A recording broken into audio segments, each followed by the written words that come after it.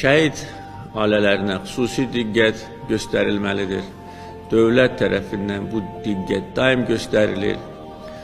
Əsas odur ki, yerlərdə də bu kateqoriyadan olan insanlara diqqət göstərilsin.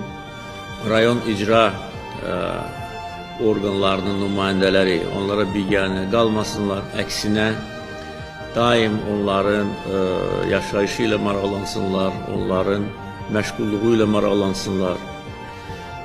Biz onlara borcluyuq bu qələbəni, şəhidlərimizə, müharibə əlillərinə, müharibə iştirakçılarına.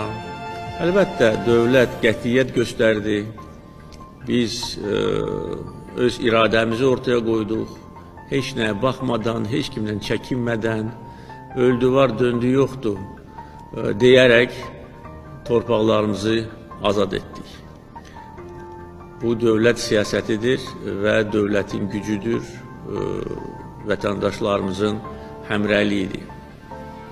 Amma onu da heç kəs unutmamalıdır.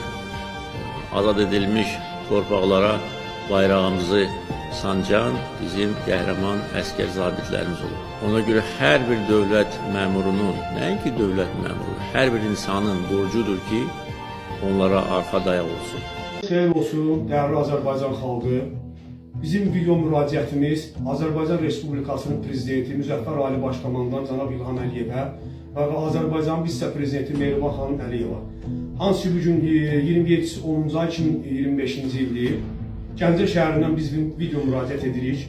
Ayın noyabrın 8-i Azərbaycan Vitse-Prezidenti Mehriban xanım Əliyeva Gəncə şəhərinə təşrif buyuracaq. Bizim müraciətimiz Azərbaycan xalqından Allah rızası üçün bizim bu videonu paylaşmağı və bəyənməyi əksik etmə. Hansı ki, burada bizə qarşı olan haqsızlıqla bağlı Allahın yaratdığı Quran-ı Kərim və Abbas Quliyev Nadirinin üstünə sərilən şəhid Azərbaycanın üç rüyəli al bayrağına and içirik ki, yəni qardaşlarımın əvəzindən and içə bilərəm ki, həqiqəti burada əks edəcək. Quran-ı Kərimə and içirəm və şəhidlərimizin bayrağını, alqanına and içirəm ki, burada danışılan söz hər şeyi həqiqəti əks edir. Ayşə ilə qardaşlar əyləşəyin, mövzumuzu başlayaq. Bir il bundan əvvəl Gəncə şəhər İcra Hakimiyyətinin başçısı və nümayəndənin qurumlar tərəfindən daim şəhid ailələri və qazilərin yanında olduğuma görə müxtəlif formada təzyiqlər və təzyiqlərə məruz qalmışam və onun ilə eyni qardaşlarının haqsızlıq olunmuşdur. Qısa hərədən indi bu olacaq ki, qardaşlarımız öz problemlərini danışsınlar ki, video çox aparmasın. Mən bugün Gəncə şəhərində haqqı dediyimə görə, mənə qarşı olunan təzyiq, qardaşlarımın haqqını ictimailəşdirdiyimə görə, şəhid ailələrinin olan haqsızlığı ictimailəşdirdiyimə görə, birinci növbədə dövlət başçısı icra hakimiyyətlərini təyin edəndə şəxsən öz ifadəsində vurğulayır ki, məmur vətəndaşın xidmətçisidir. Və bugün elə deyil cənab prezidentimiz, Gəncə şəhər icra hakimiyyəti və aidiyyəti qurumlar, onunla yanaşı aidiyyəti qurumlar Gəncə şəhərində olan haqsızlıqlara göz yumurlar və burada əyləşən qardaşlar, eyni də burada olan qardaşlarımıza da qarşı eyni. 8 ay bundan əvvəl mən Gəncə şəhər icra hakimiyyətinin qarşısını özümü etiraz olaraq mənə tutmaqla hədələdilər və mən özümü etiraz olaraq yandırdım. Və Tomiyev Səmədin və Mahir Hüseynovla bağlı Azərbaycan Respublikasının Baş Prokurorluğuna və Daxili İşlər Nazirliyinə müraciət etdim ki, mən bu şeyləri ictimailəşdirdiyimə görə mənə qarşı təzyiqlər olunur.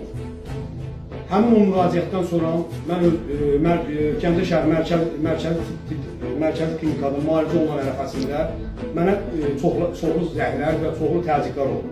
Və mən ona dözməyərək evimə çıxdım.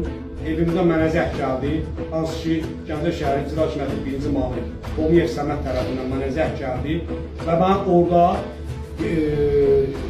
Türk Liseye, Gəncə şəhəri Dərman İdarəsində yerləşən ərazidə ağac əkməyə və baxçı orada məni gözlədiyini təzyiqlə mənə ifadə oldu.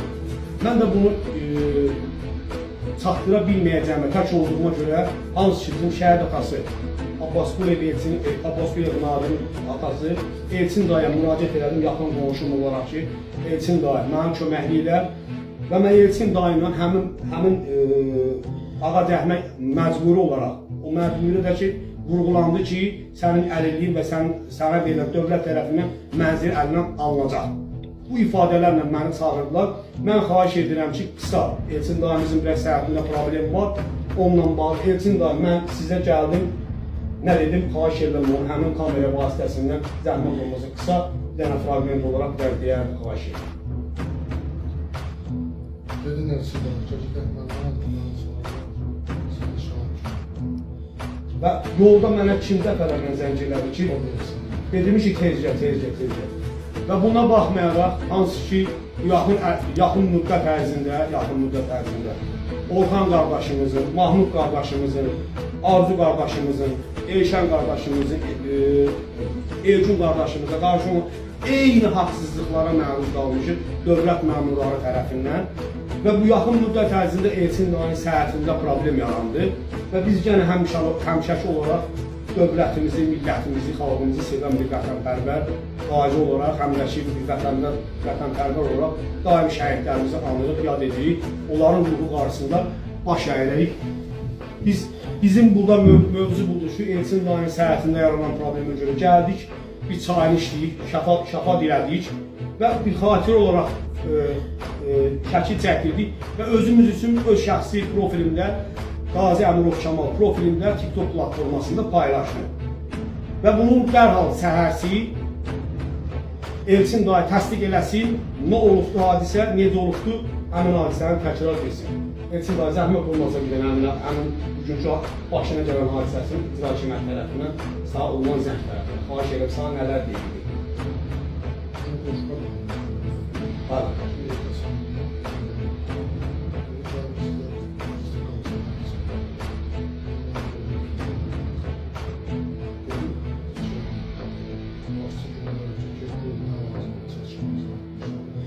Elçin dayı sizə bir dənə əlavə sual edəcəm.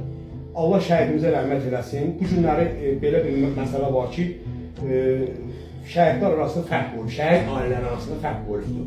5 il ərzində tam səmimi olaraq, biz burada Qur'an-ı-Kərim icra hakimiyyəti tərəfindən hansısa qurum qapınızı açıb, sizi maddi yox, mənəvi və psixoloji olaraq bizə təsəlli verəsi nəsə bir eliflər məndən sizdən xahiş edirəm. Eyni də burada olan qardaşlarımıza da mən burada dəfələrlə məni kimi intihara cəhd eləmək istəyiblər. Mən onlara maniçilik törətmişəm ki, mən etdim qardaş, bu haqsızlığı susturacaqlar və qoymayacaqlar. Biz də o qərara gəldik ki, Azərbaycan Respublikasının Prezidenti Müzəffər Ali Başkomandana buradan video müraciət ünvan edirik ki, cənab Prezidentimiz sizə deyiləsi gördüyünüz kimi deyil. O bizə qarşı olan haqsızlıqlar qardaşlarımla bir yerdə və burada səhhətinlə bağlı həmin bu video çəkilişdə ola bilməyən qardaşlarımızın əvəzindən mən buradan müraciət edirəm ki, 8-i Azərbaycanın vitse-prezidenti, hansı ki qazilərin qardaşı olan Azərbaycanın vitse-prezidenti 1-ci xanım Mehriban xanım Əliyeva Gəncə şəhərinə gəlib. Mən xahiş edərdim ki, həmin bizim şəhid atamızın, Elçində digər bizim mənlə olan qardaşlarımızın sosial problemlərini və psixoloji problemlərini aradan qalır. Maddiyyət həmişə olur. Amma psixoloji, mənəvi dəstək olmaq hər bir Azərbaycanın borcudur. Amma bugün biz Gəncə şəhərində yaşayırıq.